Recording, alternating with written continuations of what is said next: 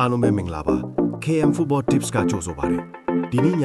Aliens Arena မှာကစားမယ် Bayern Munich နဲ့ Atlanta တို့ရဲ့ Champions League ဒုတိယအကြော့ပွဲစဉ်ကိုအမြန်ဆုံးသုံးသပ်ပေးသွားပါမယ်ပထမအကြော့မှာ6တင်နဲ့အဝေးခွေးမှာတင်9ပြတ်နိုင်ထားလို့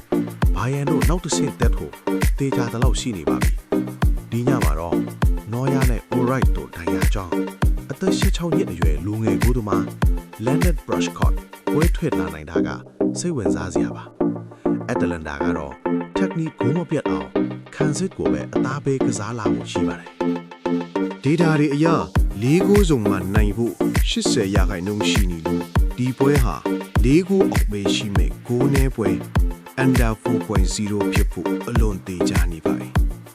ကျွန်တော်ရဲ့ရလက်ခံမှန်းချက်ကတော့3ဂိုးနေပါအပိုင်လိုက်ချင်သူတွေအတွက်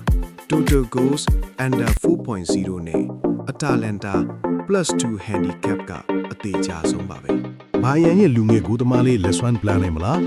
တင်းအမင်ကို comment မှာရေးပေးခဲ့ပါဦး